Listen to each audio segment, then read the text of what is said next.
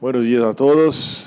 En primer lugar, me gustaría agradecer a la organización por esta invitación. Es un honor y una alegría estar en Costa Rica por la tercera vez, todos a invitación de don Luis Ortiz, un gran amigo y a quien agradezco por estar aquí una vez más. Después les pido disculpa en anticipación si hago errores hablando español. Es que prefiero hablar español con errores do que hablar un portugués perfecto y nadie me entiende. Entonces voy a intentar hablar español. Muy bien. Es difícil hablar en un evento con un nivel tan alto como en ese evento, porque los panelistas que estuvieron en el panel anterior dijeron casi todo que tenía para decir. Entonces tendré que hacer algunos cambios en la estructura de mi ponencia, pero pienso que hay todavía cosas interesantes sobre el tema de las tecnologías disruptivas y de economía colaborativa. Muy bien. El primer punto, el punto de comienzo de mi ponencia, me parece que debe ser la estructura histórica de la intervención estatal en la sociedad y en la economía. Si nosotros vamos a mirar muy rápidamente la historia, después de la afirmación del derecho administrativo, es verdad que hay muchísimo conflicto para definir cuál es el punto exacto de la afirmación del derecho administrativo. Yo aquí voy a utilizar la posición del profesor Massimo Severo Giannini, que dice que el derecho administrativo se empieza con la ley del 1 de Pluviose de 1800, que es la ley que ha creado el principio de legalidad.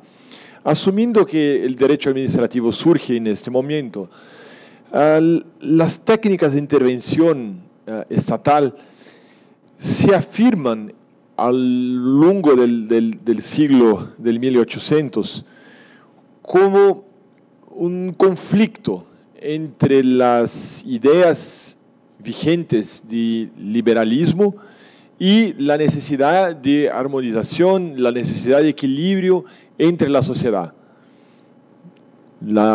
Los cánones del liberalismo económico decían que el Estado no debía intervenir jamás, excepto en casos muy especiales de protección de vida, libertad y propiedad.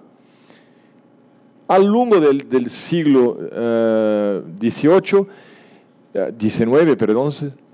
se empezó a ver que esta construcción no era propiamente una verdad, porque se verificó que el Estado tendría que intervenir más, porque la explotación de los derechos a los niveles más ilimitados podría poner la sociedad en un completo caos. Entonces, se empiezan en el campo económico, nosotros podemos ver que se empiezan iniciativas de intervención estatales que tienen como objetivo limitar las libertades privadas para buscar un equilibrio entre la sociedad. Un gran ejemplo es la ley alemana de la regulación del comercio del fin del 1800 y las leyes de la policía administrativa en Francia en el mismo periodo. Todos los intentos de intervención del Estado se quedaron con alguna pelea con la sociedad, porque la sociedad en aquel momento quería libertad. Entonces, la intervención tendría que ser excepcional y muy justificada para poder existir. La legitimidad de la intervención del Estado era siempre muy conflictuosa. Pero en la jurisprudencia del Concilio de Estado francés y en la jurisprudencia del tribunal administrativo de la Prusia en el siglo XIX, se quedan basadas en algunos puntos muy importantes de la intervención estatal, que son la necesidad de intervención para preservación de la armonía, para preservación del equilibrio. Entonces, hay casos en que el Estado es obligado a intervenir en la sociedad, es obligado a intervenir en la economía, es obligado a limitar la libertad de los agentes para que ellos mantengan un punto de equilibrio, para que sean evitados conflictos, para que sean evitados rupturas en la estructura de la sociedad y en la estructura de la economía. Muy bien. Con muchísimas variaciones en el tiempo, con un cambio de la policía administrativa para una intervención directa del Estado como empresario y después un otro cambio para la intervención del Estado como regulador, como alguien que se queda fuera del dominio económico y establece normas y reglas a la sociedad. Las ideas fundamentales de la intervención estatal se mantengan sin alteración. Es decir, nosotros tenemos un presupuesto, tenemos una base fundamental que es: el Estado es obligado a intervenir para preservar el equilibrio, para preservar la armonía entre la sociedad. Entonces, el Estado debe definir cuál es el límite máximo de ejercicio de los derechos y de las libertades fundamentales.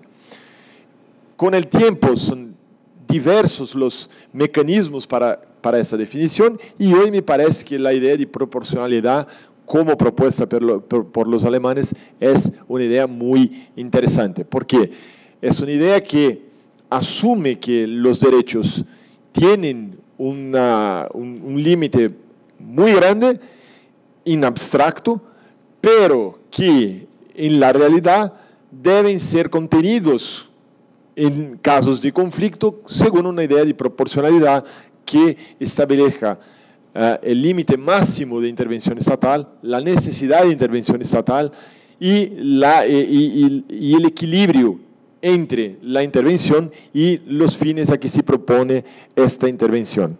Muy bien. Todo es todavía basado sobre una idea de administración y sobre mecanismos de actuación administrativa que son los mismos desde los fines del siglo XIX.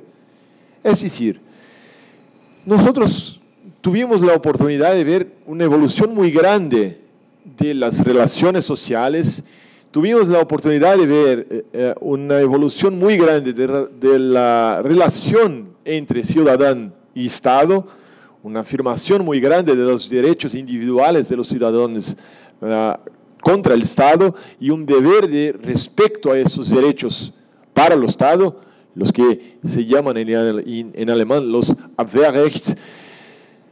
Pero los mecanismos de interacción de la administración con los ciudadanos permanecen muy parecidos hace más de 100 años. Por ejemplo, en el campo de las limitaciones administrativas en la economía, tenemos los mismos instrumentos. ¿Cuáles son? La necesidad de previa autorización, la posibilidad de control de la administración a los límites fijados por la ley o por actos normativos de la pública administración al ejercicio de los derechos individuales y la fiscalización constante que ejerce la administración sobre los ciudadanos. Eso presupone que, en alguna medida, la administración se queda inerte, esperando que la sociedad le traga los elementos para controlar. Es decir, si una determinada actividad es sujeta a un previo control de la administración, es sujeta a una previa autorización de la administración, La administración se queda inerte y espera que el particular llegue a la administración con papeles y diga, por favor, me autorice a hacer la actividad X. La administración, entonces, hará un procedimiento administrativo para verificar el cumplimiento de las condiciones mínimas para la concesión de la autorización y al fin de ese procedimiento otorgará o no la autorización pretendida. Ocurre que la evolución de la sociedad es más rápida que la capacidad de la administración de establecer sus mecanismos de actuación. ¿Por qué? Porque las nuevas tecnologías han hecho con que la inercia de la administración sea casi sin propósito.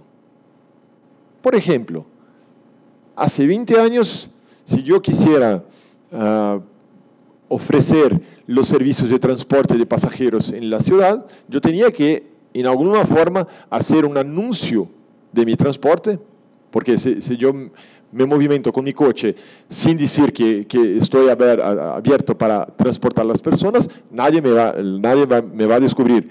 Entonces yo tenía que hacer algún anuncio de la mía disposición de transportar pasajeros, y eso era la clave que la administración necesitaba para ejercer su fiscalización.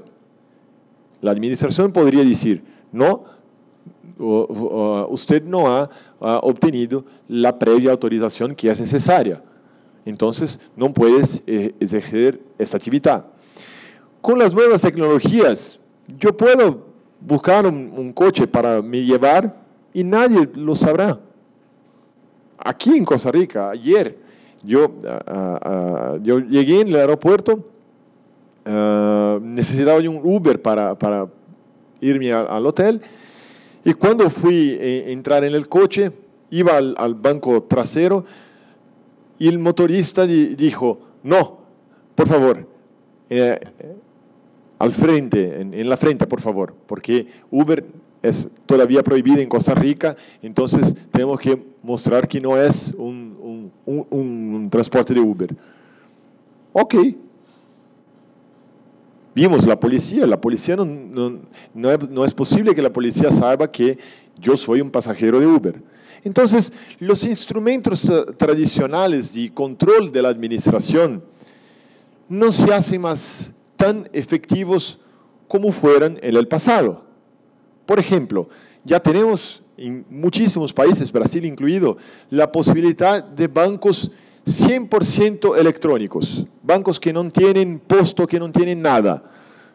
Tú haces tu cuenta por el teléfono con datos que envías al banco, el banco verifica por los datos públicos, abre tu cuenta y es una cuenta normal de banco sin nada.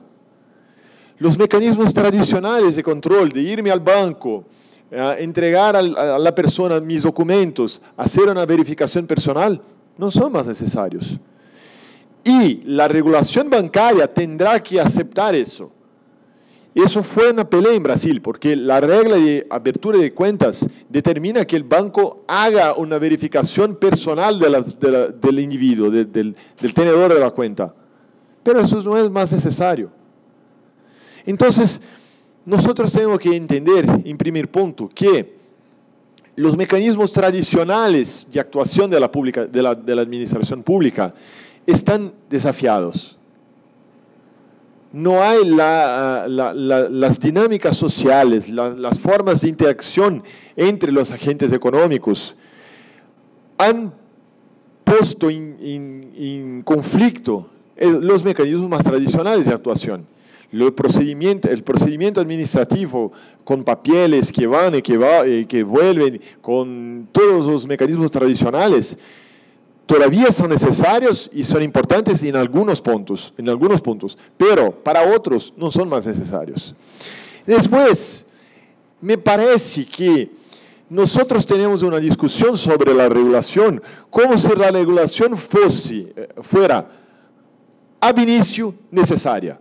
Nosotros tenemos una asunción, tenemos un presupuesto de que la regulación es necesaria, el Estado es obligado a intervenir. Y nos olvidamos que la regla en las cartas constitucionales occidentales es la libertad y que la intervención estatal debe ser justificada y debe ser calificada para la obtención de un resultado. Nosotros tenemos una visión muy enraizada, muy fijada en nosotros, que la actuación del Estado es un fin en sí propio y es una visión equivocada. Todas las intervenciones del Estado han que estar vinculadas, han que estar dirigidas a una finalidad. Y en ese sentido, las tecnologías disruptivas, como muy bien dijo Luis, traen una nueva situación que es un equilibrio del mercado por el mercado. Por ejemplo, si no me gusta el chofer de Uber, yo pongo a él una evaluación mala y él estará fuera del mercado. Si yo pienso que el coche no está en buenas condiciones, yo lo pongo una validación mala y él estará fuera del Uber. Después de 3, 4 malas avaliaciones, el motorista no podrá más actuar como chofer de Uber. El mercado sí regula. Si nosotros nos quedamos 2 minutos y empezamos a pensar por qué hay la regulación, por ejemplo, de los coches que ofrecen transporte colectivo, transporte de pasajeros en las ciudades, vamos a recorrer a los años 40, 50, cuando existían cuestiones de seguridad, cuestiones de autorización previa que era necesaria, cuestiones de control de precio, porque existía una asimetría muy grande entre el chofer de un taxi, de un coche, y el pasajero. Las tecnologías han alcanzado resolver este problema sin la intervención del Estado. El mismo pasa con los bancos. La preocupación de la regulación hay que ser la protección del consumidor, porque hay una asimetría de poder muy grande entre los bancos y los consumidores, y hay que ser la preservación del sistema bancario como un todo. Y no más si la persona del banco verificó si hay un documento determinado, si no. Hay mecanismos que hacen con que eso no sea más necesario. Lo mismo con WhatsApp. WhatsApp ha traído una revolución en la forma de comunicación.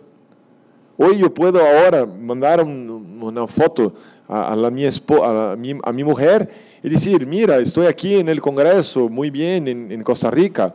Hace 10 años yo tendría que sacar la foto, imprimirla, poner en el correo y enviar a mi esposa, a mi mujer. Yo iba a llegar muy antes en Brasil que la foto. Entonces es necesario pensar en mi visión, y eso es el punto que me parece más importante, que tenemos 2 desafíos con las nuevas tecnologías.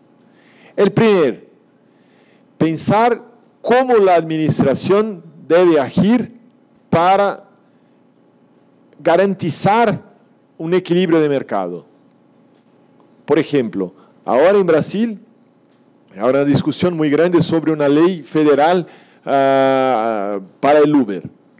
La primera versión de esa ley prácticamente ponía en iguales condiciones los motoristas, los choferes de taxi y los choferes de Uber. La necesidad de previo registro, la necesidad de aprobación, limitación de agentes en el mercado, todo eso. Si es para ser así, tenemos que no quedar parados en el tiempo. La sociedad ha avanzado, todo ha avanzado, no es posible quedar en el mismo punto de los años 40. Esta ley fue muy cambiada en el Senado y ahora regresó a la Casa de los Representantes.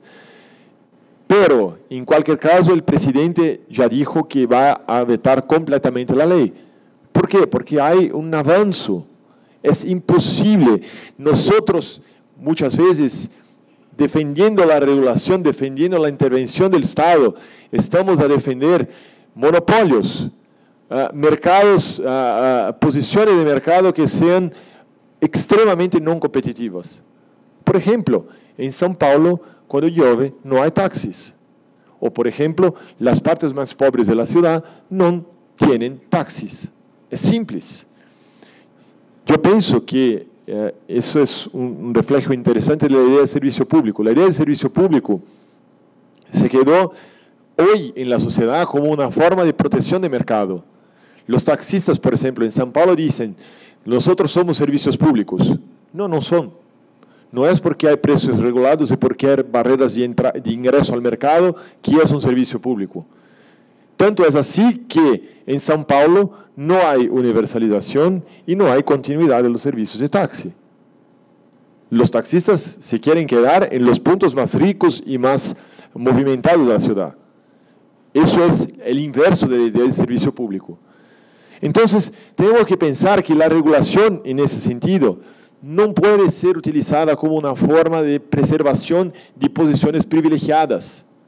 Si las tecnologías se desarrollan en un sentido de reducir el poder económico de ciertos agentes, en el sentido de reducir los privilegios que algunos agentes tienen en la sociedad, eso es fundamental de ser protegido por el Estado y no regulado por el Estado. Y después tenemos que pensar que los mecanismos tradicionales de la administración, en casos necesarios, tienen que ser revistos. Los procedimientos de papel, la inercia de la administración, esperando los pedidos de autorización de los privados, no son más una realidad. En muchos casos, en otros todavía son, pero en muchos casos no son más. Y no se puede pensar que una actividad debe ser prohibida o debe ser limitada porque no son posibles de ser incluidas en los mecanismos tradicionales de la administración. Eso es hacer con que los papeles sean los dominantes de la evolución del tiempo. En Brasil yo veo, el Uber no es posible tener Uber porque ¿cómo se va a controlar el ingreso de la gente en el mercado? ¿Cómo se va a hacer el control del chofer? Luis lo dijo, por el aplicativo es mucho más efectivo, mucho más real do que un control hecho una vez por año por la administración. Entonces, para concluir, yo pienso que las tecnologías disruptivas han traído dos grandes desafíos a la estructura contemporánea del derecho administrativo. El primero es pensar si y cuándo es necesaria la intervención del Estado. La intervención se transformó tan grande que se transformó en una parte absolutamente necesaria en nuestras vidas. Y no necesariamente es así. Es necesario, es fundamental pensar si y cuándo es necesaria una intervención estatal vis-à-vis los derechos fundamentales, las libertades fundamentales de las cartas constitucionales. Y después, si hay la necesidad de una intervención estatal en determinado campo de la economía, es necesario que el derecho administrativo se actualice para desarrollar instrumentos que estén capaces de realizar las actividades que se esperan de la administración. No es el mundo que tiene que se adaptar a la administración, es la administración que tiene que se adaptar al mundo. Y el punto de partida de eso es la Carta Constitucional y las libertades que son en la Carta Constitucional. Yo pienso que muchas veces la discusión, la pelea en esas nuevas tecnologías se dan porque las personas piensan que la administración es del centro, pero no, el ciudadano es el centro y el ciudadano tiene el plenísimo derecho de desarrollar nuevas tecnologías, de desafiar la regulación. La regulación hay que se quedar solo cuando es necesaria. Gracias.